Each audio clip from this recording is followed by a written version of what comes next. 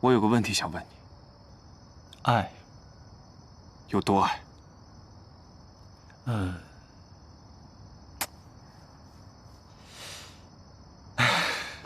嗨，我知道什么叫怕了。记住你今天说的。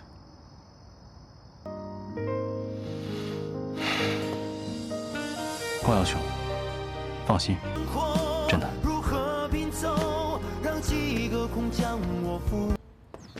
你派人去查一下，光耀在上海查出那件军火走私案，没给家里打招呼。我想知道什么原因，因为这事儿裴家那小子还被裴勋关了禁闭。我想这事儿不简单。好，督军。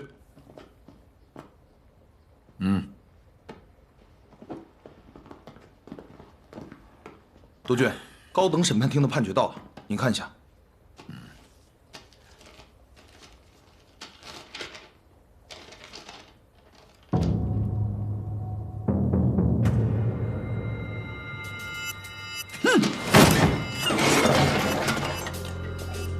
责令我下野交出军队，他裴勋算个什么东西？高等审判庭的判决他算个屁！既然要撕破脸，那就打！督军，我们的部队已经集结完毕，只等督军一声令下。好，光耀，应该已经到函谷关了吧？给少帅的命令，5天内运到，应该差不多了。你亲自去，把物资辎重尽快安排好，把光耀给我带回来。那里太危险，他的任务已经完成了。是。督军，咱们的人奉命去收编徐伯军的军队，他们拒不配合，不但不缴枪，还殴打关押咱们的收编官。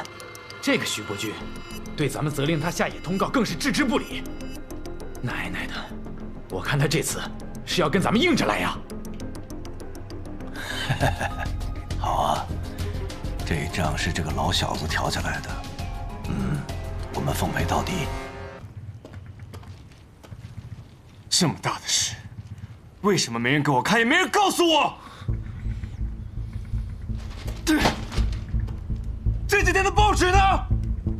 我要是不来函谷关，我竟不知道我徐家已经命悬一线了吗？是许副官命令我，不要把报纸给您的。我这也是担心您看了谭司令和穆小姐的消息，又伤心难过，所以我才命他们不要再把报纸拿给你。不过你说这也是巧了，我们这几天在……我告诉过你多少次，耍小聪明误大事，你怎么就不长记性？出去！是。徐远哥，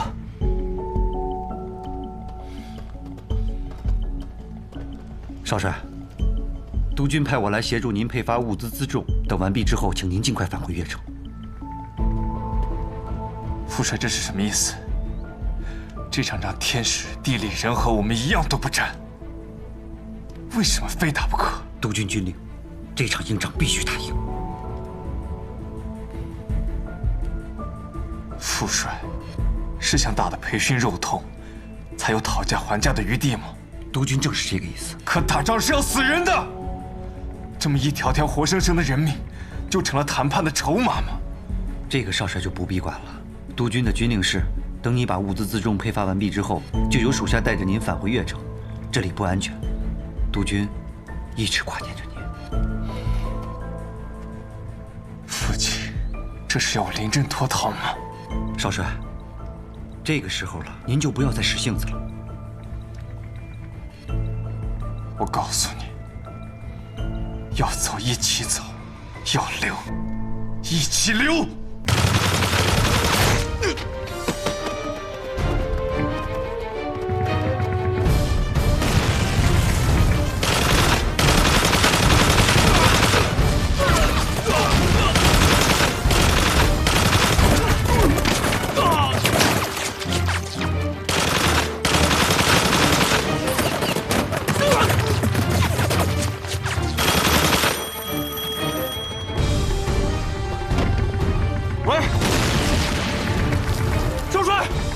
电话线被切断了，赶紧抢修！啊！喂！喂！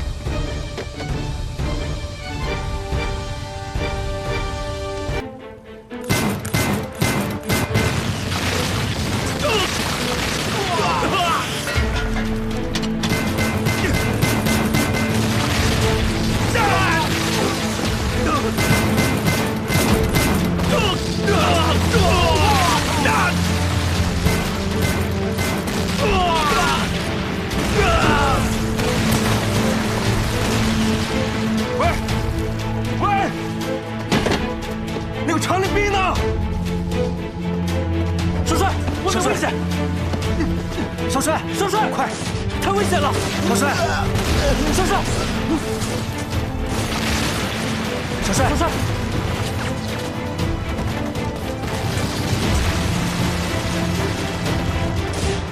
进来，进来！小心，少帅！小心，小心！少帅，小心，小心！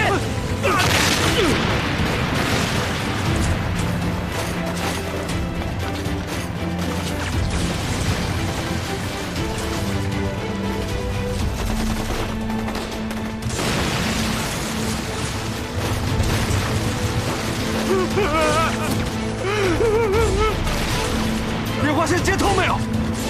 你这里干什么？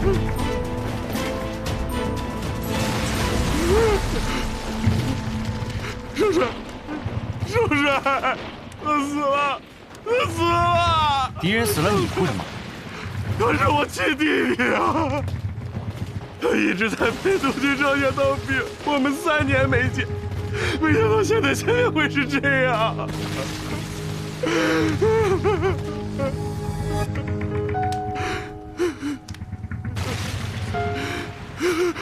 少帅，少帅，少帅！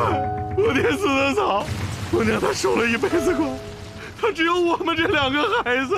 现在弟弟死了，只有我了。我再出什么事儿，我娘她就没人养了。少帅，你看看，就放我回家吧，少帅，我求你了，少帅。大敌当前，放你回家，岂不动摇军心？少帅，此不长兵，少帅不可有夫人之。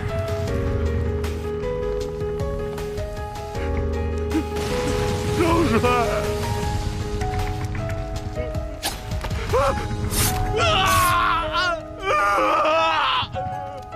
没了食指，你的右手就扣不了扳机，开不了枪的兵留着也没有用。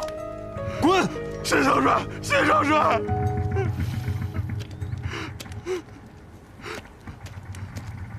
元哥，放走你，岂不军心大乱？属下这是在替少帅分忧。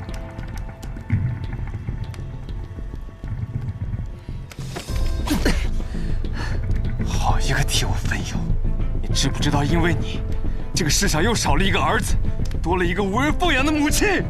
少帅既然关心别人的母亲，却忘了自己作为人子的责任。这场仗我们要是输了，督军就会彻底被裴勋所取代，徐家家业也会彻底不保。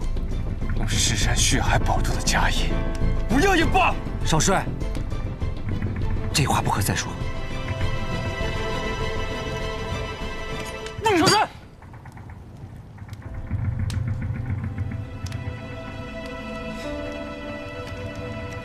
我现在就命令各部撤退。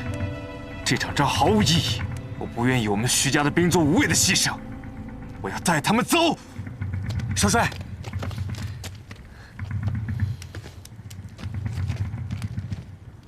督军有令，除非他亲口下令，否则谁也无权让部队撤退。裴勋要置我们于死地，只有拼死一搏才有活路。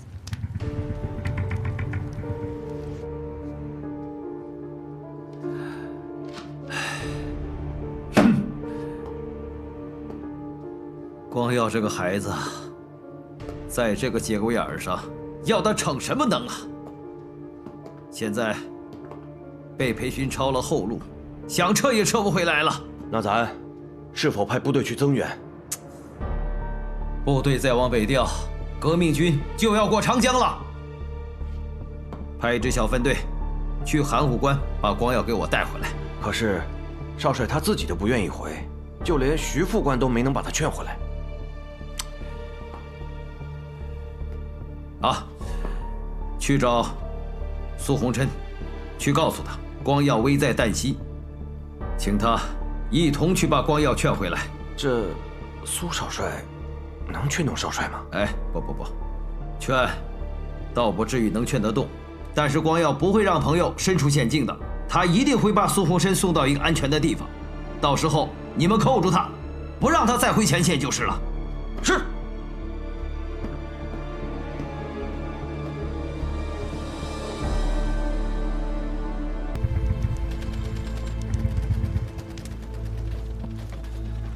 虽然这次我们伤亡不少，但我相信裴勋那老家伙也损失惨重。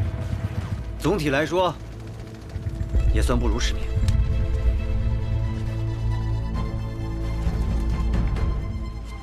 不辱使命。每一场仗都是两败俱伤，再打下去，还有什么意义？现在督军的位置已经保不住了，现在只有保住军队和地盘，才有东山再起的希望。这是决定徐家未来的生死之战。再这么打下去，不用别人来授我的兵权，我们的军队已经打光了。督军下的死命令，少帅难道要违抗军令吗？将在外，君命有所不受。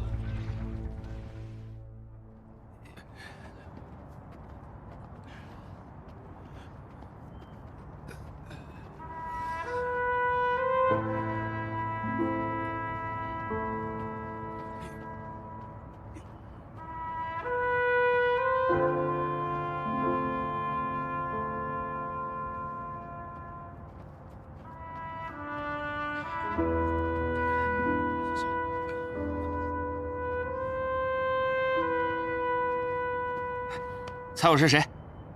干嘛，老苏？真没劲。不是，你怎么来了？谁让你把我一个人丢在上海的？这没有狐朋狗友作伴的日子，哎呦，真是太难熬了。我可得找你算账。算账？你个重色轻友的家伙，不去找你的顾小姐，来看我这电灯泡干嘛？到底是上过战场的人，说话都有火药味了。我的腿，我的腿！求求你们了，小心点！求求你们把我的腿知道了，少帅。求求你们了，把我的腿！还好吗？没事。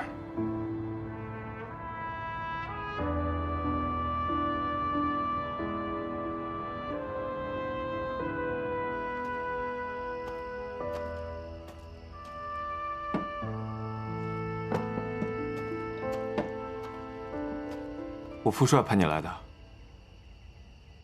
怎么，怕我抢你功劳啊？你不该来的。知道副帅为什么派你来劝我吗？你父亲都劝不回来的一头犟驴，除了我这个胜似亲兄弟的发小，还有谁能把你劝回去？这只是其一，更重要的是，你是苏督军的儿子，他想把你卷进来，就是想把苏家也拉下水。好逼裴家让步。你既然知道你父亲这么处心积虑，干脆跟我回去吧。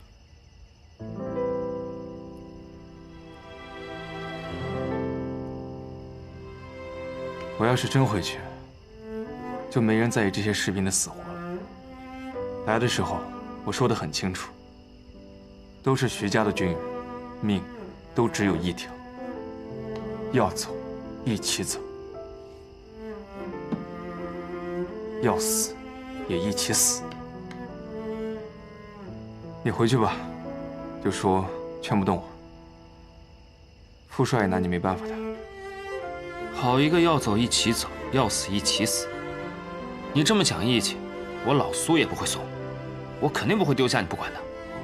你知不知道，你要是卷进来，就真的走不了了。我当然知道。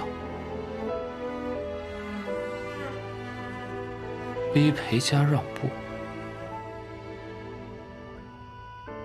你父亲想怎么逼裴家让步？裴勋想逼我副帅下野，交出军队。我副帅以保住徐家兵权为底线，坚决不肯交出军队。他拉你下水，就是想把你当做这场战役最后的筹码。裴督军只要保住了徐家的军队，那这场仗大可不必打了。你想干什么？我既然已经在水里了，为了你，我也得扑腾点水花出来。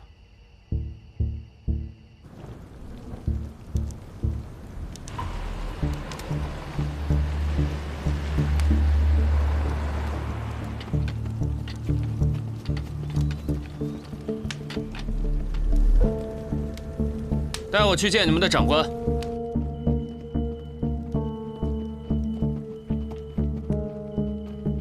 左参谋，这不是苏督军家的公子吗？没错，是我。没想到您还记得我呀？哼，怎么不记得？早前我给裴督军当副官的时候，你拉着我们家少帅逃学出去玩，害得我们家少帅可没少挨督军的鞭子。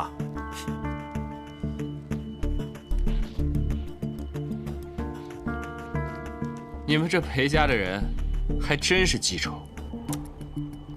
我说公子，这可是战场啊，你来干什么？徐公子和裴公子都是我最好的朋友，我呢，最不愿意看到的就是你们自相残杀。你们这样打下去，也不是个办法。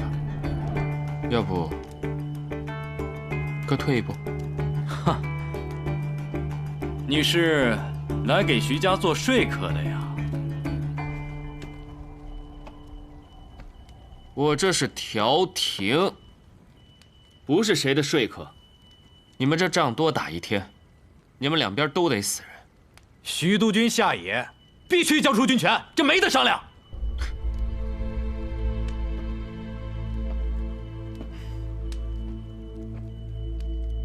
这交出了军权，又能怎么样？那些军队打散参列到你们队伍中，就不怕混进个奸细？这叫贪多瞧不烂。你们要是再打起来，我就往战场中间那么一站，我看你们谁敢开炮！你小子还想上战场啊？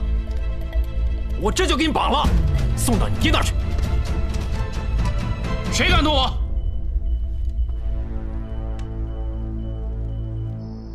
废物，全都是一群废物，被苏家那小子横插一杠，你们几个竟然连一点风声都没有。爹，息怒。都是你那个好兄弟苏洪琛，昨天下午闯入我的军营，用枪顶着自己的脑袋，要替徐家出头。他算哪头算呢？啊，他如果不是苏家的人，谁会在乎他那条烂命？爹，是我不对。要是听了您的话去了前线，也许还能找老苏谈谈。呀呵，啊，难得啊，从你的嘴巴里能听出认错的话。这太阳打西头出来了。爹，以前是儿子太不懂事，只顾自己的好恶，却忘了承担自己相应的责任。这次战况惨烈，我不止一次的想，如果我去了前线，对手是光耀，也许我们裴家就不会死那么多人了。这顿鞭子没白抽，给我记住喽！这句话说的像句人话。爹，事已至此，我们既要对付徐伯钧，还有地方革命军，但是绝对不能再得罪苏家了。不过你那个发小苏洪琛，看来是铁了心了，要站在徐家那一边了。我不认为老苏这么做是站在徐家那边。这场仗打下来，对我们也没什么好处。您曾经说过，如果有其他方法可以解决问题，绝不愿折损我们裴家一个好男儿。可如今，徐家死战不退，就算搞垮他们，恐怕我们自己也会伤筋动骨。这场仗，老子师出有名，我有十足的把握，徐伯钧那个老狗不会有任何胜算。如果我们付出一切代价，胜利肯定是属于我们的。可是现在，光耀、老苏都在前线，如果伤了他们的性命，不仅会得罪苏家，还可能会导致舆论反转，谴责我们。此话怎讲？光耀是徐家的独子，名声一向很好。倘若他战死沙场，就是让徐家断了号，反而会为徐伯钧博得同情。那我们之前辛辛苦苦翻案的努力就白费了。少帅说的是有道理。给左参谋发电报，命令部队后撤20里，暂时休战。是。然后再告诉徐伯钧，只要他乖乖地交出手中的军队，只要他愿意辞去越城督军之职，我可以任命他为华东4省经略使。是。这徐伯钧输了官司，反而升了官，怎能服众啊？大家肯定会质疑，这徐伯钧到底是有罪还是没罪？哎，这你就不懂了，这叫名声实贬啊！管他有罪没有罪，只要老徐乖乖地交出手中的军队，什么经略使、巡阅使，就是大总统都不好使。如此反复，老百姓还能相信我们吗？妇人之仁，让他们信你没有用，得让他们怕你才有用。裴勋应该是怕得罪苏家，投鼠忌器，所以主动提出了停战。我派苏洪琛去前线，不但是看中他和光耀是发小的情分，更看重他是苏家公子的身份。他和光耀是发小，可以帮我把光耀带回来，而他苏家公子的身份，则可以逼裴勋停战。我跟裴勋这盘棋不分胜负，几乎成了死局。而苏洪琛这步活棋一走，我们立马就有了生机。督军果然是深谋远虑，这裴勋不但主动提出了停战，而且他还公开表示，若是您交出了军队，他就保举您做4省经略使。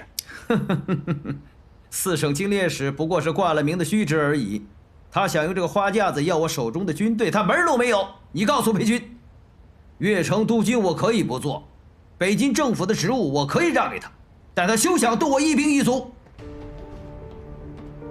报告。督军，按照徐副官的安排，我们找到了少帅调查军火走私一案的几个成员，他们确实是为裴家私运军火。他们还交代，司令部晚宴当天刺杀少帅的那几个刺客，并不是革命党，而是他们自己人。果然是裴勋这老小子干的，这话就说通了。光耀查到他们见不得人的买卖，裴勋认为刺杀光耀的事情瞒不住了，所以裴勋就借给穆家翻案的机会，他想整垮我。光耀这个孩子呀，妇人之仁，他想要息事宁人，却给别人送了把刀来对付我。督军，既然裴勋已经有把柄落在了我们的手上，我们何不以此机会牵制一下他呢？哈哈哈，人算不如天算，要想人不知，除非己莫为。裴勋正准备接任我北京政府的职位，要在这个节骨眼上出了丑闻，那裴家可就颜面扫地了。我看看他还有什么底气跟我讨价还价。少帅，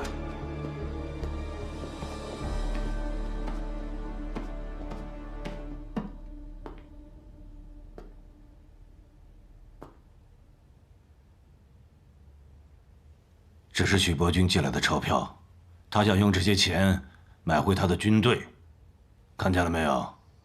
你还说什么？说徐光耀一片好心瞒着徐伯钧，说什么他想息事宁人，想化干戈为玉帛，狗屁！真正到了生死攸关的时候，你才知道他们才是真正屁股坐着一溜炕沿的亲爷俩。爹，我错了，我不应该瞒着你的。徐伯钧现在手里攥着我们的把柄，他说如果我们答应放回他的军队，他就把这些事情烂在肚子里，否则的话全部公之于众。本来我想趁此机会打垮徐伯钧，现在倒好，到了这个节点上，他倒插住了老子的脖子。这叫什么？这就叫一招不慎，满盘皆输。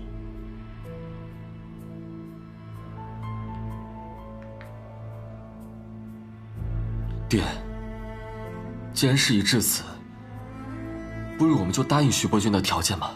说得轻巧。你知道他的条件是什么吗？只是辞去乐昌督军和北京的职务，但是要保留他的军队。如果我答应了他，那他所谓的下野也就只是做做样子而已。爹，就算徐伯君交了军队，您敢用吗？您不仅不敢用，还要调动大量的人力物力去防治他们、牵制他们。与其这样，还不如让他们回到原来的驻地，还能替我们抵挡革命军。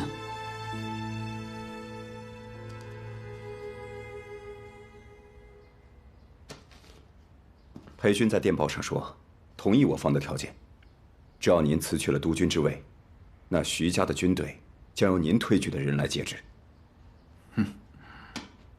这盘棋我们下得不错，虽然少了几个虚衔，面子上不好看，但是兵权和地盘还是我们的。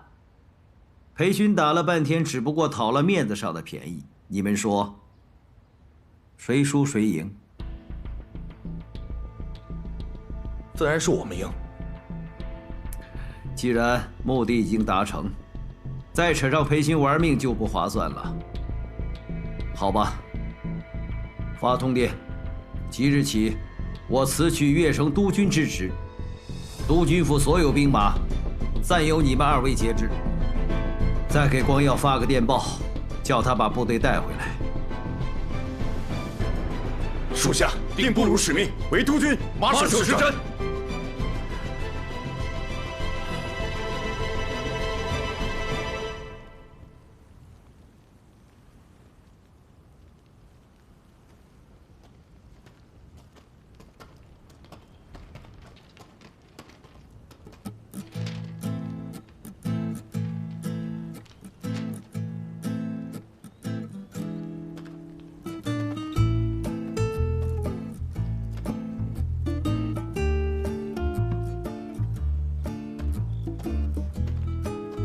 怎么样？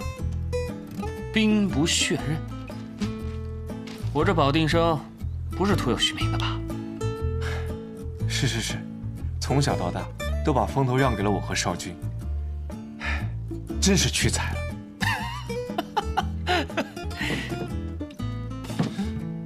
知道就好。这次我就露了那么一小手，谁让你们平时小瞧我的？不好意思，还请这位英雄，大人不计小人过。哎，这建功立业的感觉啊，真的是挺好的，确实要比吃喝玩乐，该怎么形容呢？有成就感。哎，对，就是成就感。哎，这次回去，在顾小姐面前，我可有吹牛的资本。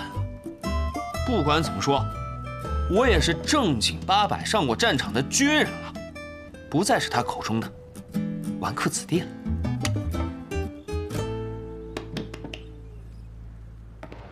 朋友，说实话，我这个游手好闲，原本打算吃喝玩乐了此一生的人，当我亲眼看到那些荒芜的土地、无人的村庄的时候，我这心里啊，还真的挺难受的。我终于能理解老裴为什么受军阀，还是不愿意上战场，也能理解你为什么无论如何都要和士兵们共进退了。红尘，谢谢你赶来救我。谁让你们平时干大事都不带着我的？不过对我来说，兄弟就是大事。兄弟，保重。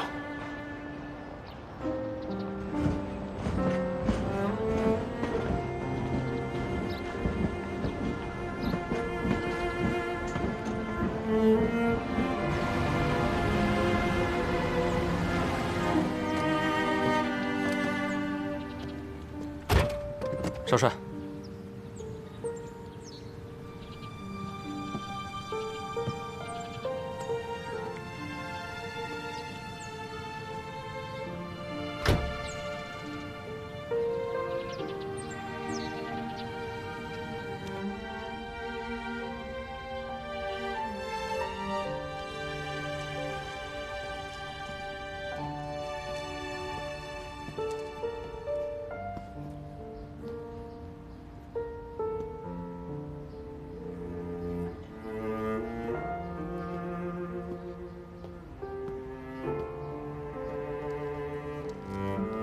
父亲，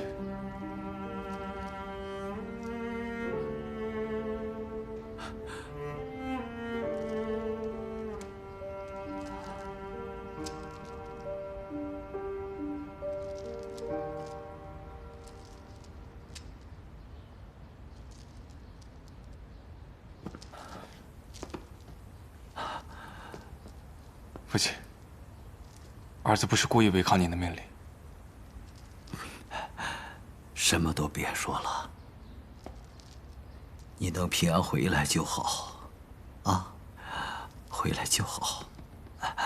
我现在抄经诵经，无关于身情，这心里呀也就平静了。真应了那句古话：“福兮祸所依，祸兮福所倚。”若不是经历了这场风波，我恐怕还睡不了一个安稳觉呢。来，儿子，咱们坐这儿。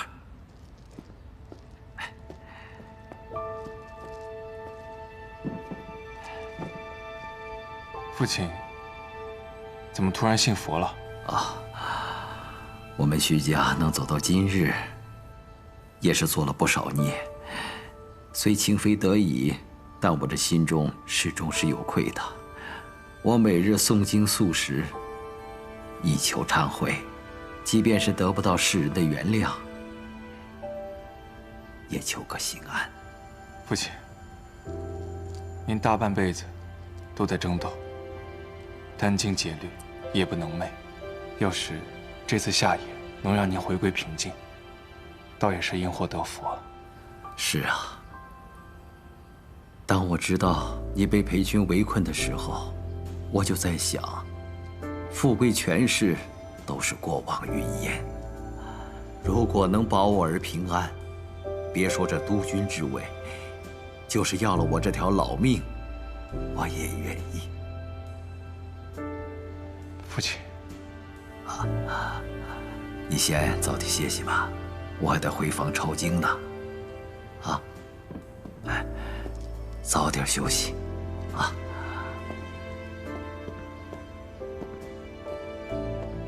少帅，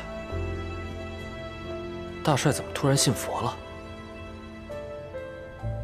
父亲变了。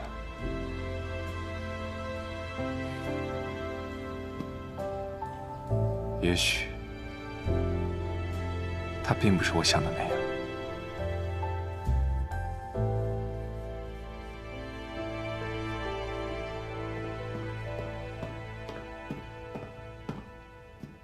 回来了。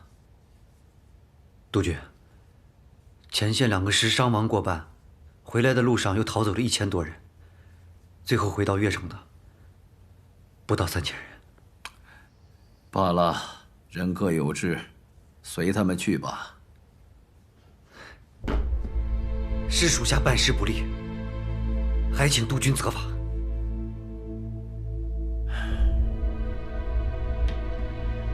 我责罚你干什么呀？大势所趋，非你一人之力所能挽回的。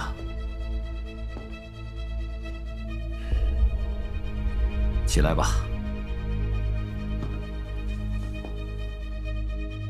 若不是你及时查到裴勋刺杀光耀的丑事，我们还不会这么快逼裴勋就范。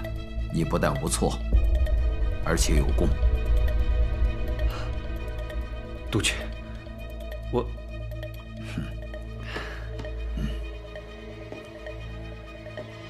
我们这次一败涂地，罪魁祸首是他谭玄林。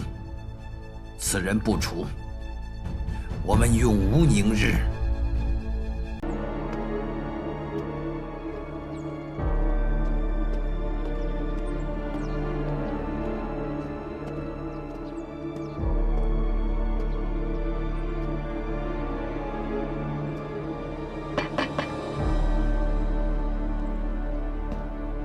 父亲，您看今天的报纸了吗？哦，正在看。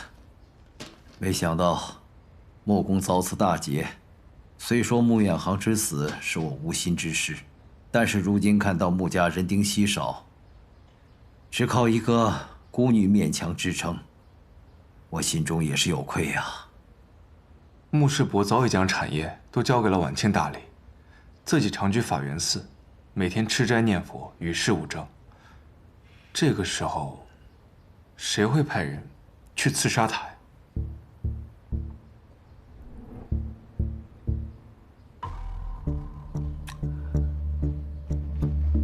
穆公把持上海多年，得罪的人也不少。也许是有人找他算旧账，啊，这也说不定。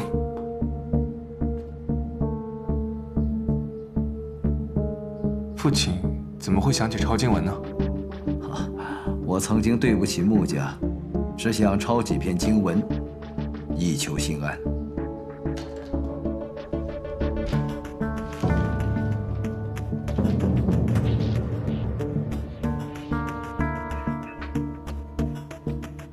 山下先生，日本人。我刚才看徐远急匆匆的出门，是有什么急事吗？我让徐远给山下先生发个电报。我们素来与日本人毫无往来，这个时候找山下纯一做什么？这也是无奈之举啊。如今裴勋把持北京政府，将我徐家的军队打入另册。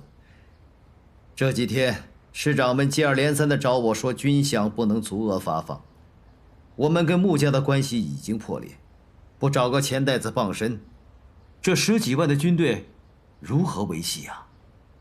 所以父亲，您是打算和日本商会合作吗？不过是各取所需罢了，能不能成，还两说呢。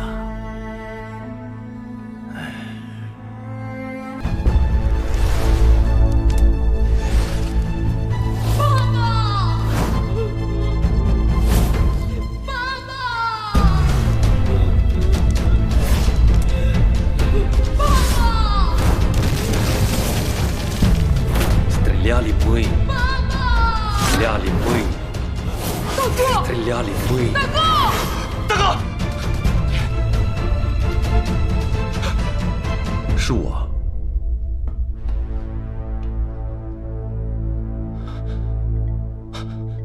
刘先生，我是不是做梦了？脉跳得这么快，司令，您可吓死我们了！您在梦里一直在喊老司令。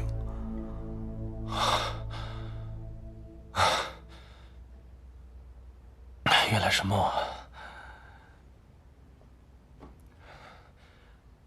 我刚才梦见俄国人，说是他们开的枪。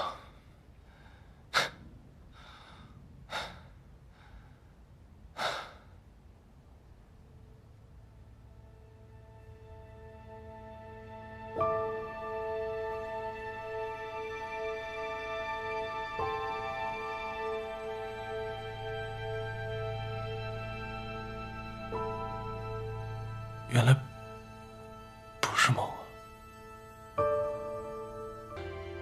让我休息一会儿，你们先出去吧。司令，出去！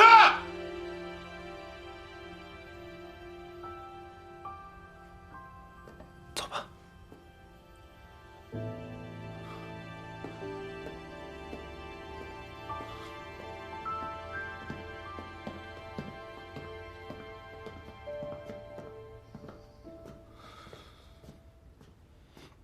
廖先生，那个洋鬼子到底和司令说了什么？你们司令遇到了他这辈子最大的坎儿了。到底发生什么事儿了，廖先生？司令从穆家回来就一直不对劲儿。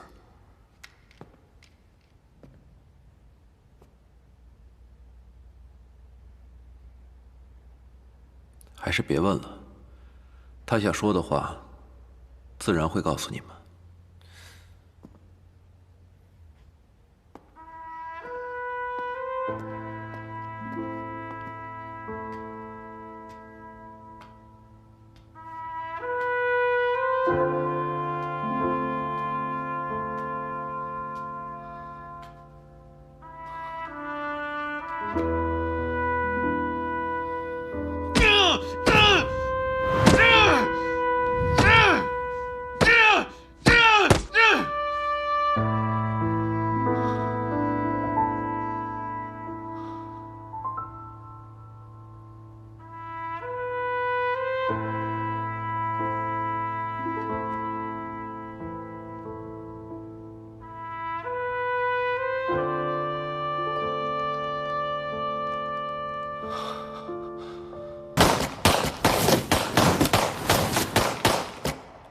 司令，你休息会儿吧，都打了几百发了。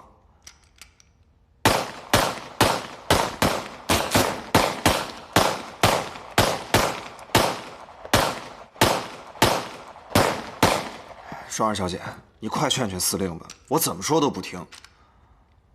好。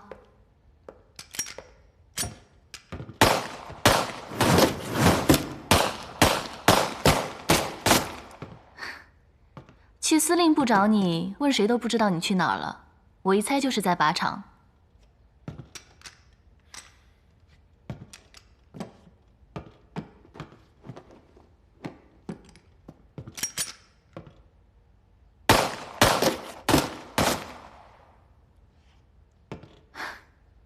怎么样？虽然只是小时候和你南征北战时摸过枪，但是这么多年不打，我这准头还不错吧？哎，小叔叔，你等一下，都要结婚了，你们到底在闹什么别扭啊？他还好吗？当然不好，他还以为你故意躲着他呢。双儿，你说。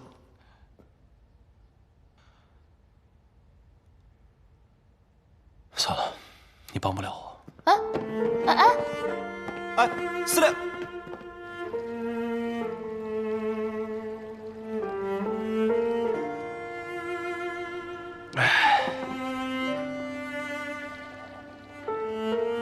你刚才闷头打靶，现在又闷头喝酒，你倒是和我说句话呀，小叔叔。我不知道该怎么说。这么多年，我还没见你喝这么多过，这到底发生什么事了，让你难成这样啊？双儿，你知道这个混老天干什么了吗？他给你一块蛋糕，却掺杂着砒霜。你说，我吃还是不吃？什么一块蛋糕一口砒霜的，什么意思啊？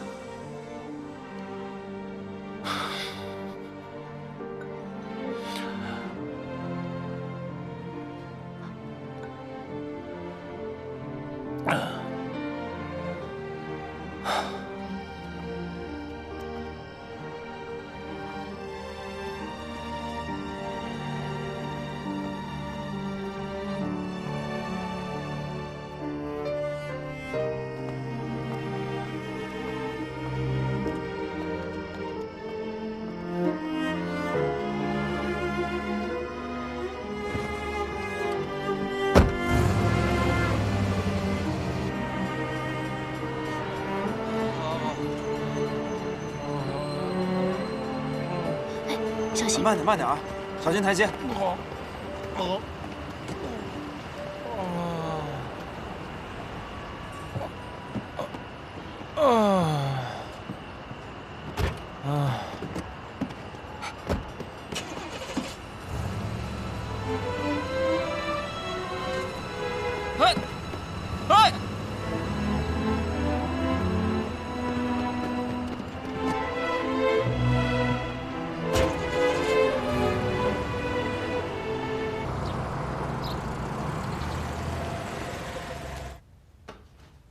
约瑟夫先生打来电话，说在理查饭店已经订好了包厢。徐伯军一下野，这帮租界的洋人对咱们还真是客气了，就连沪上的老板都开始巴结咱们了。没什么好得意的，墙头草罢了。小叔叔，你怎么来了？你这是要去哪儿？头不疼了？不疼了，我要去租界跟洋人谈点事。哦，我还给你炖了汤呢。放这儿吧，我回来喝。嗯。哎，你是又要去找那个费安顿吗？这回不是费安顿，是犹太商人约瑟夫。约瑟夫我认识啊，我马上要上映的新电影《春闺梦里人》有他的投资，要不我陪你去吧？你不是不喜欢和洋人谈事吗？这不有你在吗？他们又占不了我便宜。我警告你啊，这事跟你没关系，别掺和。怎么没关系了？我还想下个戏他给我投点钱呢。现在局势不稳，我们公司老板全家都要迁往香港了，对电影也不上心，这估计以后都指望不上了。也行，那你就跟我去。如果别人问起来，你就说我帮你约了约瑟夫谈电影投资的事。真的？嗯，好，走吧。走。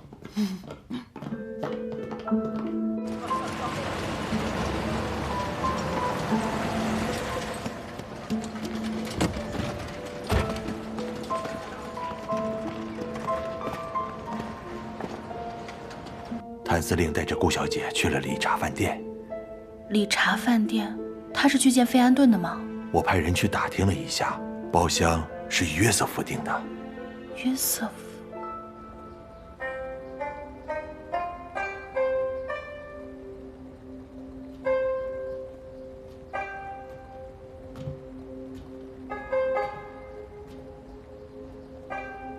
你们先出去吧。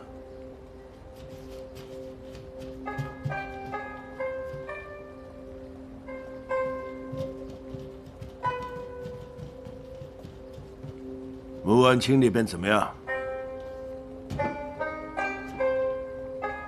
穆婉婷已经去穆家试探过了。谭玄林这几天一直都没有露面，他们的婚期也迟迟的定不下来。而就在前几天，穆志远头七的时候，谭玄林还当着穆婉婷的面说要尽快的完婚，可见谭玄林对穆婉清已经是起了戒心了。有谢尔盖的证词，由不得他不信。幸亏你提前一步找到了谢尔盖，花重金收买了他，几句编造的事实就让谭玄林和穆婉清反目成仇，这真的是4两拨千斤呐！我和谢尔盖早就交过手，算是老冤家了。当年在江浦相遇，他就认出了我。要不是我急着赶着去追杀谭子尧，他早就成了我的枪下鬼了。如今留他一命，谁想就用上了。可是这个谢尔盖，他贪财无度，就怕事成之后，他还会拿此事来向我们勒索。事成之后，他那条命还有必要留吗？属下明白。对了，今天谭玄林带着顾月霜去拜见了犹太商人约瑟夫，说是要替他的电影拉赞助。可我觉得，多半是让约瑟夫给他们提供码头和仓库，用来中转这批军火。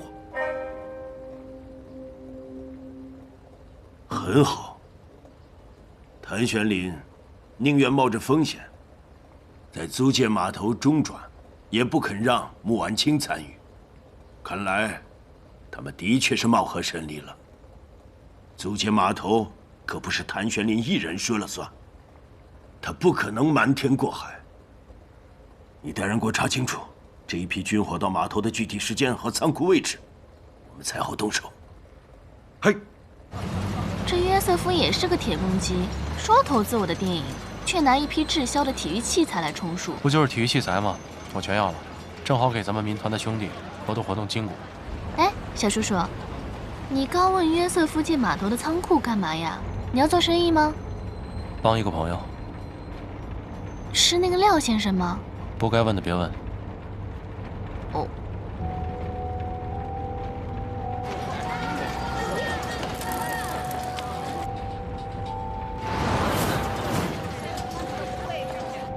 司令，我们后面好像有个小尾巴。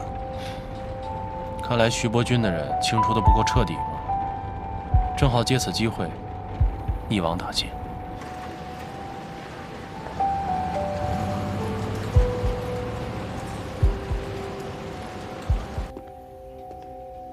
您好。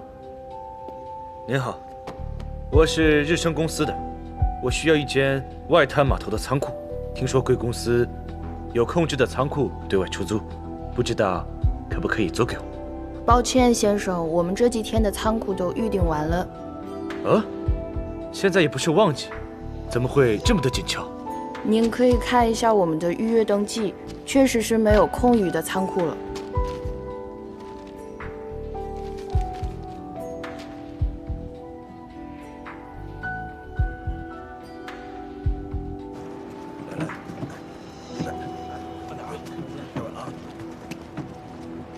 接一下，哎，别住了啊！司令，来，小心点啊！来，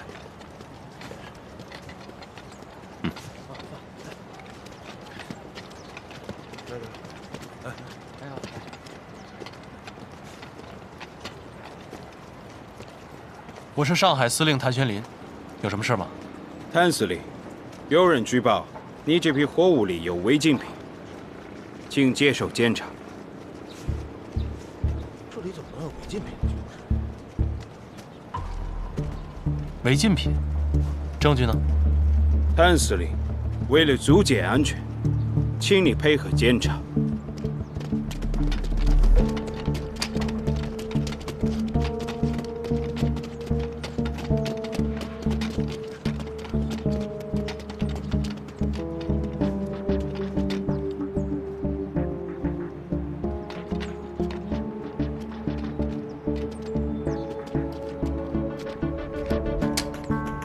好看吗？带走。是。走。这我配不配合有什么区别？Open this case。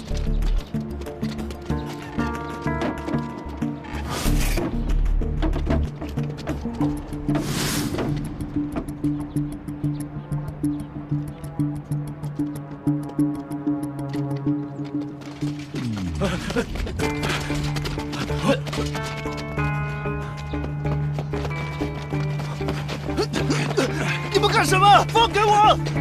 放开我！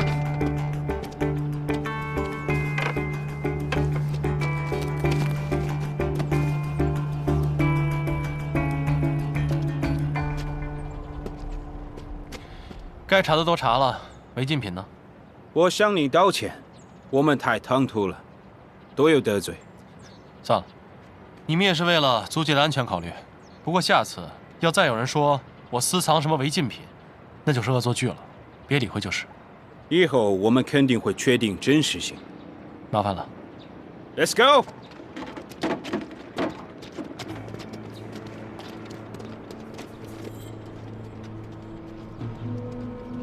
司令，怎么样？想的没错，果然冒出了不少漏网之鱼，少说也抓了10几个。廖先生的船2天后才到，司令虚晃一枪，就炸出这么多奸细。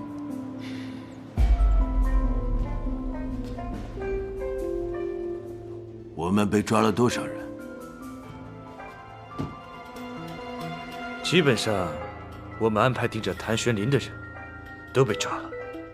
哼哼，抓几个小喽啰而已，让他们放松放松警惕也是值得的。谭玄林虚晃一枪，想与我们上钩，可没想到，这一切都在会长的预料之中。我上战场的时候，他还是个穿着开裆裤的娃娃，想跟我斗，哼，他还嫩了点儿。顾小姐，顾小姐，这是怎么了？老板全家都跑路了，还把公司账上的钱全都卷走了，要账的人全都找上门来了，片酬也泡汤了。你说什么？怎么会这样？这公司也有我的一份，他怎么能说走就走呢？哎，在那儿，顾小姐，走走走，顾小姐，顾小姐，大华电影公司的老板欠了我们好几部电影的钱。对呀，这老板跑了，您是股东，你们老板欠这账你来结一下吧。现在没还，说是周转用，他跑了，应该你来还吧。各位老板，我只是挂名股东，公司事务我从来都不参与，债务也和我没有关系，我也和你们一样是受害者，我也被欠了片酬。顾小姐，话可不能这么说，您是大华公司的招牌，我们是冲着您的面子才1分钱没拿才放你们的片子。对啊，怎么能说跟您没关系呢？就是，现在翻脸不认人的。对呀，不认账啊！各位，你们冷静一点。我们怎么冷静啊？还钱！不还钱，你还丢你了！冷静一点，你们，哎，你怎么还钱了？把钱还给我们！他今天要是不你们要干什么？我们所有影院共同抵制他这部片子。你们凭什么撤我的电影？你们还讲不讲理了？咱们不让你找回来，你欠我们钱，你要还给我们！你去还钱！喂，帮我接司令部。后天中午12点传到上海，你安排好了吗？我们在哪个码头靠岸？从安全上来讲，木家码头有你的民团驻守，肯定是万无一失。不能用木家码头。既然是英国的货轮，就外滩码头吧。这外滩码头属于租界，你的兵进不去，安全吗？这远东最大的商人约瑟夫在外滩码头有10几个泊位，而且自从上次他被卷入庆功宴刺杀之后，我派我民团的兄弟保护他，他应该会给我这个面子。我明白你的心思，可是现在全上海都以为你要跟穆小姐结婚，这如果不用穆家码头，难免会令人怀疑的。约瑟夫已经答应把码头借给我，我自有安排。不。喂，司令，顾小姐出事了。告诉你啊，钱还了，快还钱！我再说一遍，这件事情跟我没有关系。哎，耍赖是吧？你别以为你是大明星就了不起啊！说到底，你就是个不入流的戏子，真把自己当少奶奶了你！一个拍戏的能傍上谭司令，还不是男女之间见不得光那点事儿啊！啊！可不是嘛！我看谁敢在这撒野啊！各位，可都是上海滩有头有脸的人，为什么要为难一个弱女子？不觉得有点不要脸吗？谭司令，那大华公司欠我们的钱怎么办呢？我们影院也有员工要养，我们这些人也是要吃饭的呀。是啊，大华欠我们钱的老板跑了，他是大华的股东，我们不找他找谁啊？对，反正今天账不结清，我们是不会放他的新片的。对。好啊，今天不还钱不行，必须还钱。对，你们不就是要钱吗？只要我把你们的债给还清了，就没什么问题了，对吧？还钱，行啊。我谭玄林以上海司令的名义在向你们担保，大华公司欠你们的钱由穆家商会承担。只不过我有一个条件，必须要放他的电影。那谭司令此话当真？如果你不相信，可以去穆家商会求证啊。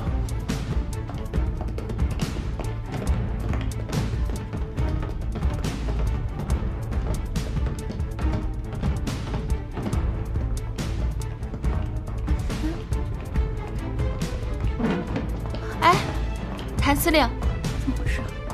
哎，玄林。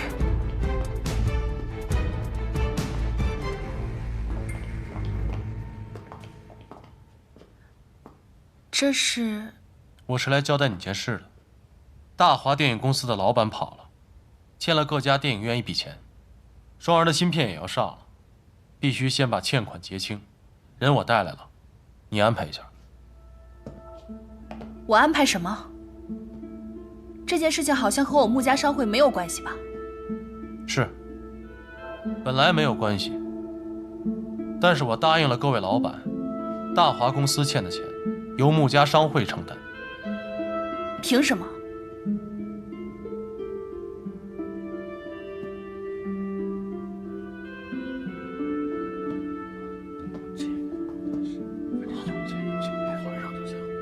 没有凭什么，我只是来通知你的。有钱也不能乱花。我问你的是为什么要我来还？因为双儿的新戏要上了，不还钱就上不了，你明白了吗？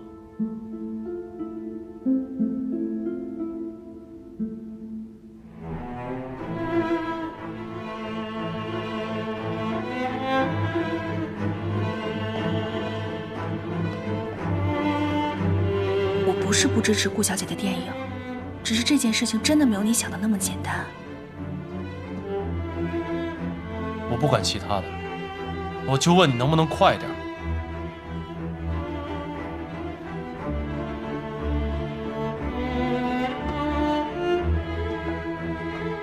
你有没有想过，我要是这次给了钱，那大华公司其他债务怎么办？他的员工是不是都要来找我？他其他债主是不是也要来找我？这个口我真的开不了。我懂了，在穆家，我说了不算，对吗？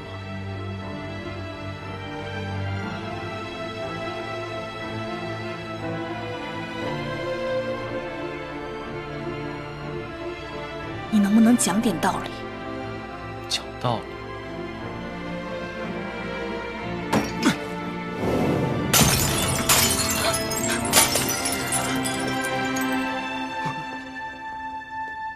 我上海堂堂的司令，做不了你穆家的主吗？真当我吃软饭的了？